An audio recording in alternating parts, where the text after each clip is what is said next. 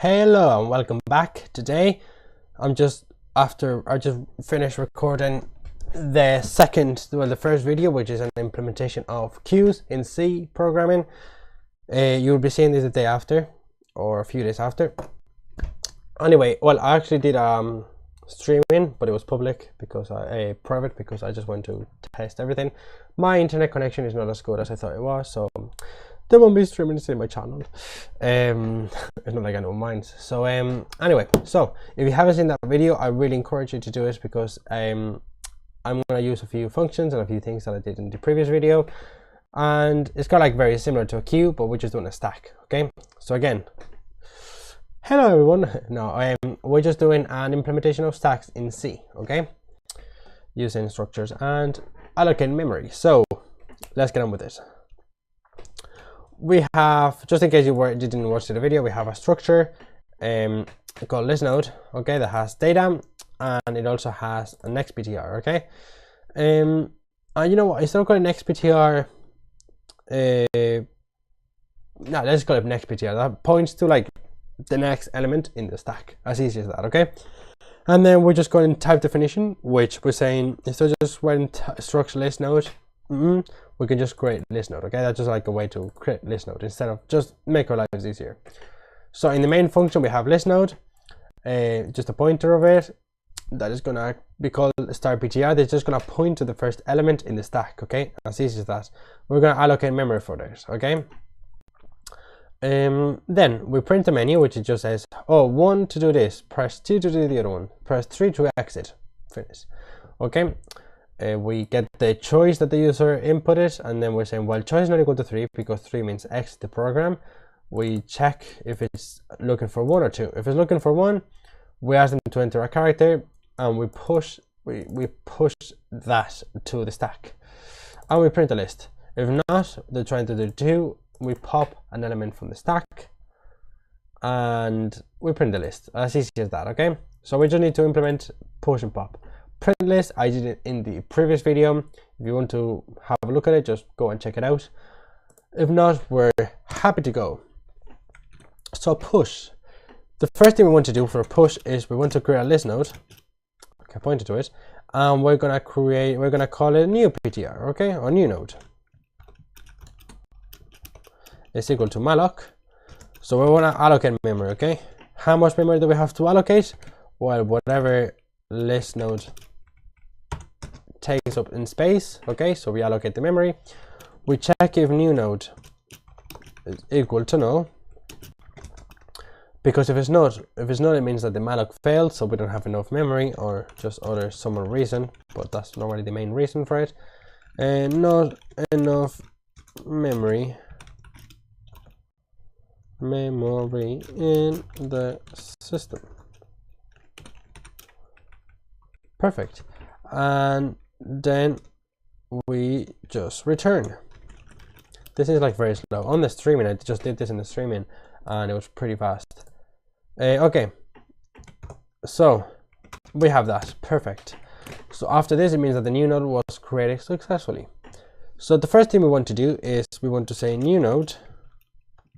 Actually, no, we want to create a few things. We want to create we're going to push it to the very first element. So we have start ptr that's pointing to the first element, second element, third element, and the third element points to null, okay? So we want to point to the very start. Okay, so there's two ways we can do it. There's two conditions. The first one is that if the stack is empty, or if it has some values, okay?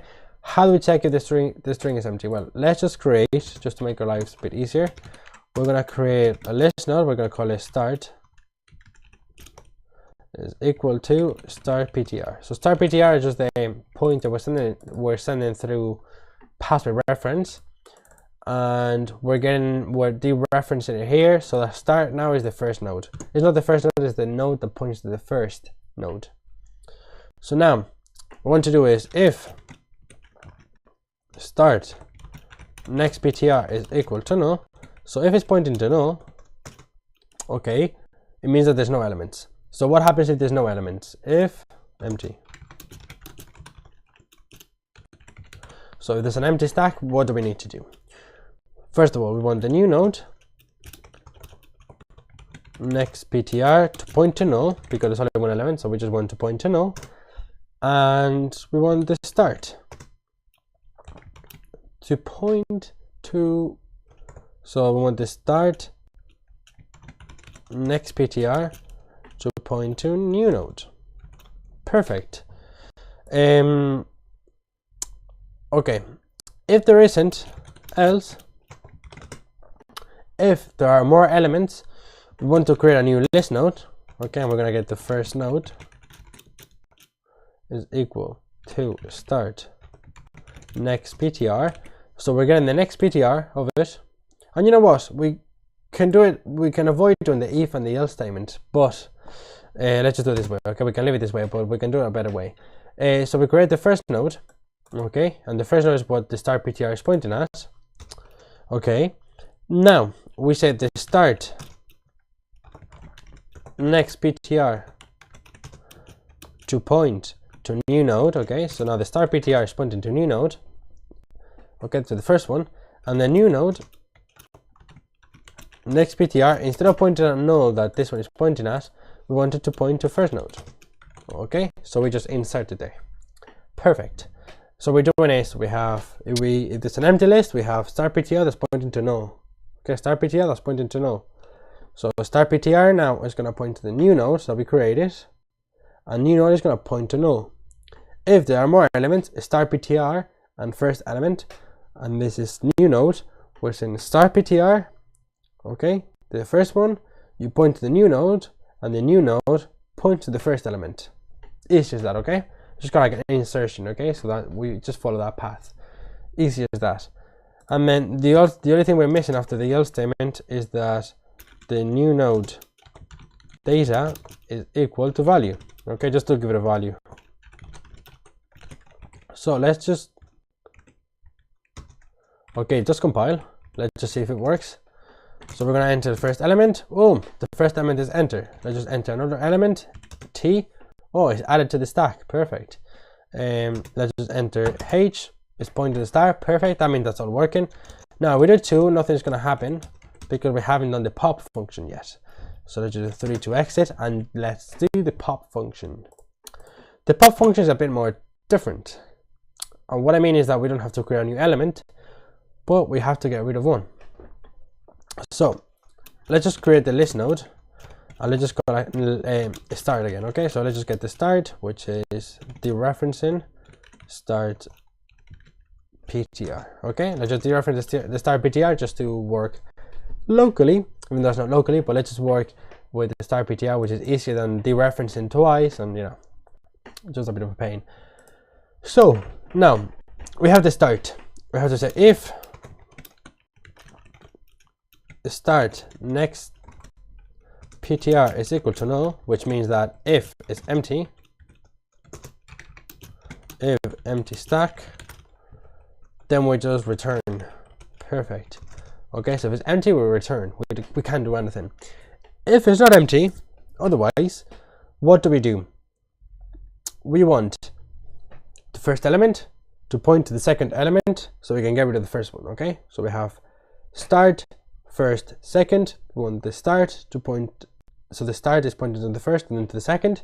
We want the start to just jump in and straight to the second one, so we can get rid of the first one. Okay, because we have to keep the link between them. Okay, so let's just create a few list nodes. We're going to create the first list node, and we're going to call it first node is equal to start next ptr, so we get the first node, and also let's just get the second node. Second node is equal to first node next ptr. Okay, we have the first node and the second node. Perfect. Now what we want to do is we want to get rid of first, but before getting rid of the first node, we have to associate the start ptr to point to the second node. So we want to do start next ptr is equal to second node. So now this next ptr is pointing to second node. That's good to know. So next, okay, so now start first second, start now is pointing to second, and now first it still exists in memory, but it's not linked anywhere. So technically we're finished here, but we might want to just get rid of it. And when I mean to get rid of it, I mean just to delete it from memory, okay? So that means that it's just good practice, but technically you don't have to do it. So let's just run that again. A, let's just add A, let's add B, let's add C, and let's add D. Okay, now we do 2, D is deleted, that's good. D, C is deleted, 2, B is deleted, A is deleted, and then the list is empty, okay? So now we tested that all this works, so that's the way we can do it. If you're not too clear what I've done, or you're not too sure, it's either that you don't have the fundamentals of pointers, so we'll look at that first and then come back to the video, or that I went a bit too fast of how to do these things because I assumed you watched my previous video. So if you go back to my previous video, you give it a thumbs up, then you watch it, you come back, you give this a thumbs up, and then you finish it, you will have better understanding of what's going on. So I hope you liked the video, and if you did, so if you did like the video, just give it a thumbs up, and if you don't, just give it a thumbs down, typical as always. And bye bye.